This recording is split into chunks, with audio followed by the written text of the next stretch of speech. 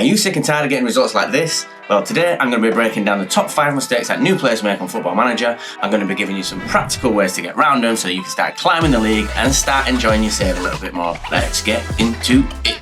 Mistake number 1 is often new players overcomplicate their tactics. When you first open this tactics screen, it can be a little bit overwhelming. And what you're tempted to do is put all kinds of instructions on players. So let's look at this inside forward. We might want to say, we're going to get them to sit narrower, we want them to cut inside with the ball, we want them to dribble more, we want them to shoot more often, we want them to take more risks, we want them to cross to the centre, we want to make them tackle hard, we want to mark tighter.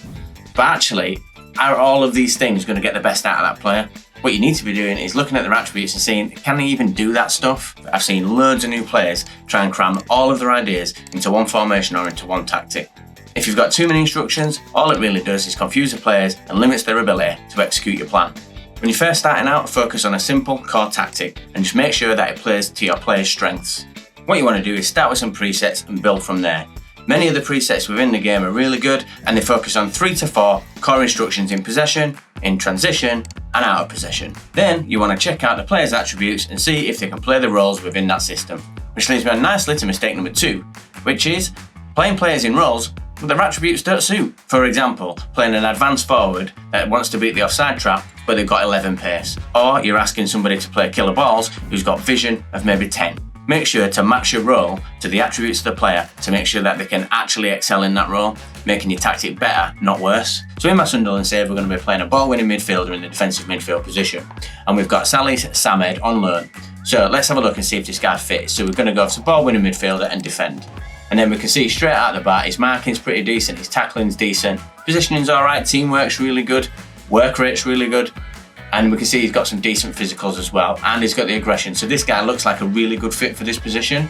But then if we wanted to see how he would maybe fare in a more advanced role, as maybe as a Met Salah, for example, but let's just have a look. We go to attack and we can see straight away his dribbling is nowhere near good enough, his finishing is nowhere near good enough, his first touch is neither here nor there, and his long shots are really poor. But straight out the bat, you can see this guy is not fit for that role.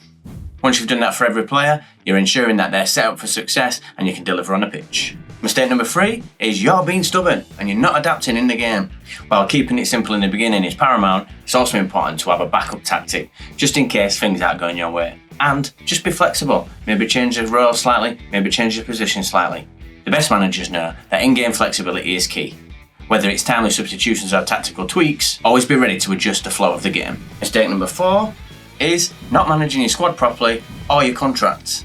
This one's pretty obvious, but you've got to keep an eye on your contract expiries, because if you get within 12 months of that contract expiring, you're in real danger of losing them for free. Seems like a no-brainer, but it's happened before. Next up, in terms of squad management, you need to rotate your players, especially if you're playing the Gegenpress, which in this year's edition is the go-to tactic. It's so demanding that the injury risk of the players gets up so high that you just have no choice but to rotate.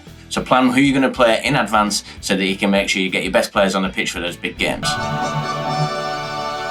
Then you also need to manage your squad properly in terms of playing time. If you've got 22 players, all with a playing time of important player, they're going to get really annoyed with you very, very quickly. So make sure when you're negotiating contracts that you're honest about it, because if you lie to them, they're going to be knocking on your door. Why am I playing? And the key to having a really successful save in Football Manager is thinking long term. So you want to be looking for those wonder kids that you can bleed into the squad as squad players, and then eventually will take over from your main stars and be the main stars. Being proactive in all of this is going to ensure that you keep your squad morale up, and that is the number 1 thing that you need to look after, because you can have the best tactic in the world and the best players in the world, but if they hate you, they ain't going to play for you, mate. And the 5th mistake that new players make in Football Manager is not focusing on youth development, because you know what? Them wonder kids, man, they're the future. It's really easy to get wrapped up in buying the world's number 1 stars and making the super team out of those guys, but realistically, ain't gonna happen. You ain't got billions and billions of pounds to spend most of the time, so you've got to find the next wonder kids and make them and develop them yourself. So, how do we even start? You want to make sure that the board are on the same page as you, and you're investing in your youth development and your youth recruitment. You need to set up your scouts so they're out looking for the future talent, so you can bring them in, get them in your team, develop them, sell them for some profit, roll it up, youth to gold, bang. If only it was that easy. There's wonder kids out there, but you've got to go find them. So how do we even find them? Well, watch the video that I'm going to tag at the end and I'll explain it all to you.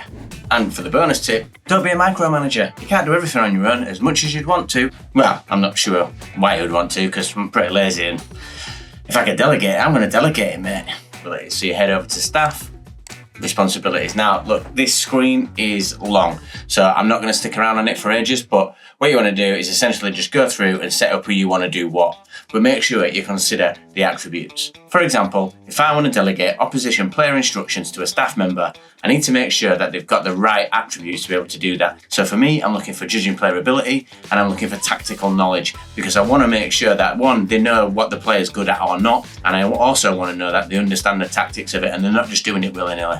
And as you can see, you can delegate almost everything in here. You can ask your director of football to do all your staff contracts. You can even ask him to do player contracts. Personally, I'm not that lazy. I'm definitely going to do that. But yeah, look, do what you need to in here. Delegate as much as you're comfortable with. I always delegate team talk, so I want my assistant or somebody with my team to be really good at motivating. I also delegate the training to my assistant manager. I also delegate arranging friendlies to an assistant manager. So there's lots of stuff in here that you can do. It's just going to save you time in game. Stuff like press conferences, I don't bother with that. Can't be asked. Too many of them. And there you go, guys. They're my top 5 mistakes I see new players making when they start out in the Football Manager dream. Let me know in the comments if you've struggled with any of this stuff. If you like the video, drop me a subscribe. And if you want to find some Wonder Kids and stuff, maybe just watch this video here. In a bit.